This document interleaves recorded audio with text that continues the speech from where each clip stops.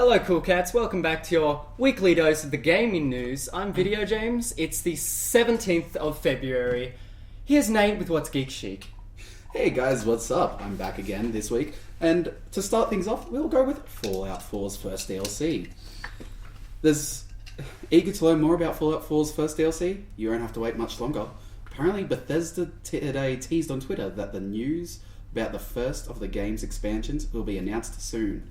Additionally, the studio said it's planning a complete overhaul of the RPG survival mode. Next up, a bit of tech news. So, Turing Robotic Industries this week announced that it has uninstalled Google's Android mobile platform in favour of Jolla's Sailfish OS in its yet-to-appear secure smartphone. The Turing phone, moulded from a single unit of the liquid morphium liquid metal alloy, is designed to be more durable to absorb shocks and prevent screen breakage.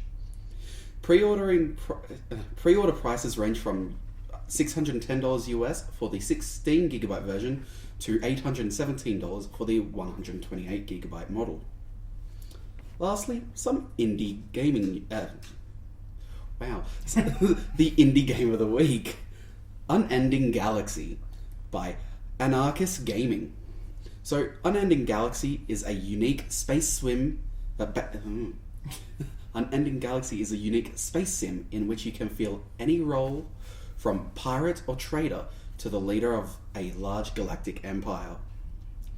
Explore a vast and dynamic universe in which different factions conquer new territories, colonize planets, and conduct diplomacy.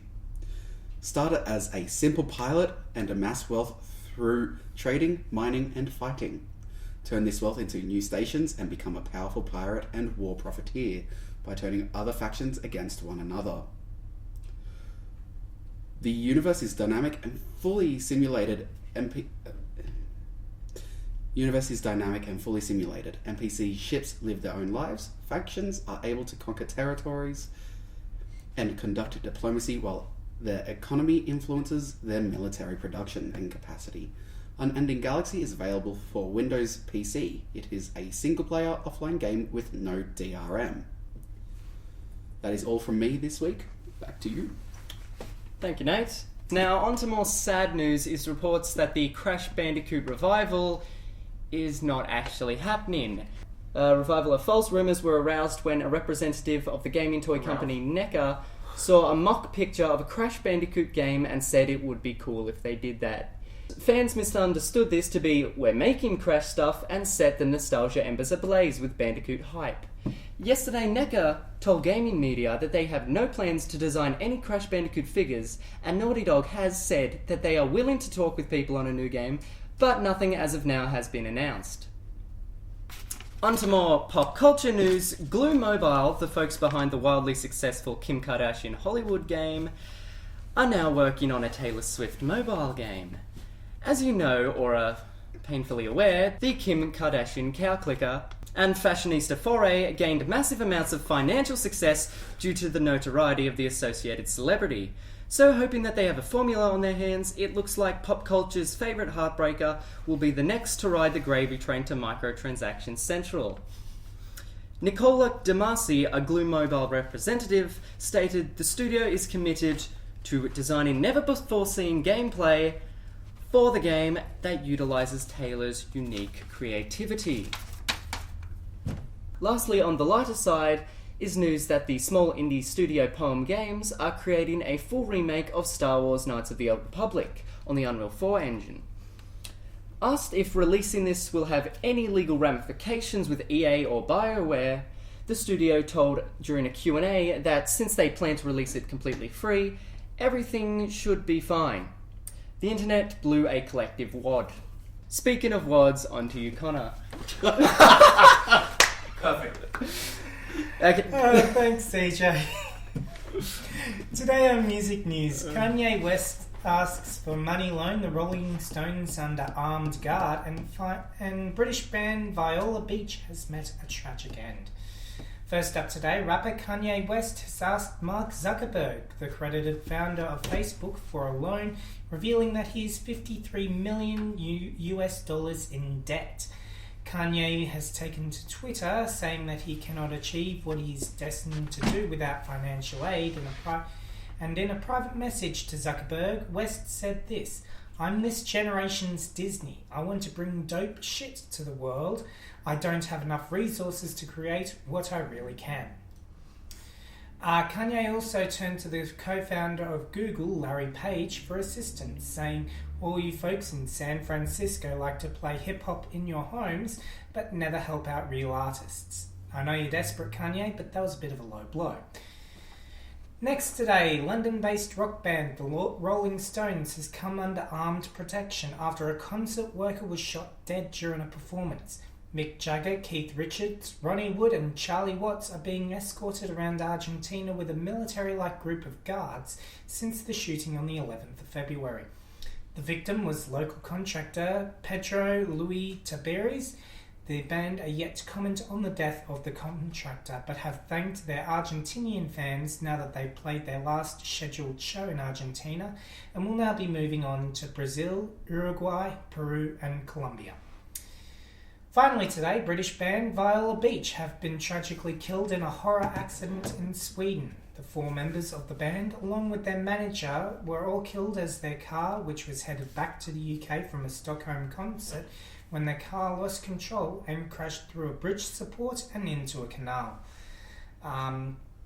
Friends and family have gathered to pay their respects, as have big names in music. Since the accident, Twitter has come alive with tweets from people paying their respects to the bands and offering their consolations to the friends and relatives of the 5 young guys who have sadly departed this world. And that's all from me and music news this week. Thank you, Connor. Lastly, we have What's Geek Chic with Joel. Thanks, CJ! Here at AP, we just can't stop talking about Deadpool. The movie, which was just released a few days ago, which you, by the way, if you haven't seen it, go fucking see it. No kind of spoilers, there's a unicorn jacking off in the movie. Legit, I'm being serious. Okay, but the movie, which just was released a few days ago, has smashed February box office records. Deadpool has reportedly grossed 41.5 million on its opening day, and it's projected to bring 102.5 million for the 3-day weekend, and 115.3 million during the President's Day weekend over in America. This has smashed February box office records, beating out 50 Shades of Grey, which last year bought 93 million during the same period. That means Deadpool will nearly double, possibly even triple, what 50 Shades of Grey made. This means Fox is going to turn a hefty profit on the movie, which hopefully will mean that they will consider, greenlit. Deadpool 2 is already greenlit. So it obviously means that hopefully Fox will consider doing more sort of R-rated movies, because as CJ is doing, it's going to bring them the money. Now, the first footage for the new Ghostbusters, my phone hates me, reboot has been revealed. It's a teaser for a teaser, which I fucking don't understand, but it doesn't actually show a lot. It shows cops driving around, some military guys looking like they're about to get fucked up, with the words kind of who you're going to call appearing on the screen between those scenes. And then it's got the date the trailer will be revealed, which is March 3rd this year, with the classic Ghostbusters theme actually being played on piano, it's actually really cool. It's a nice, it is a nice touch. The full movie, which is going to be an all-star female cast with a few cameo roles, is apparently supposed to hit July 15th this year. Now, moving on, kind of back onto Deadpool, with more R-rated superhero movies. Simon Kilberg was quoted in an interview recently saying that I can't fucking read. Allegedly. I think there are stories that could be R-rated. I don't know what they are. I think the main X-Men movies have their own tone, which is more of a dramatic tone. It is more PG in that way.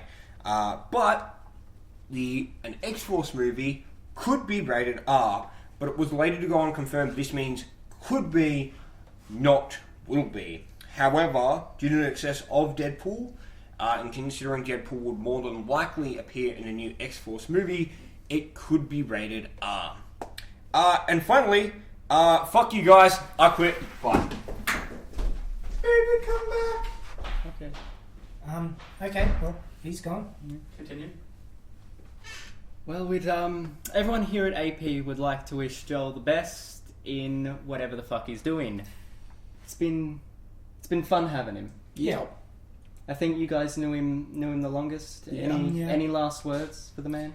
Why you have to leave us so soon? Yeah, I just wish him all the best in his new life.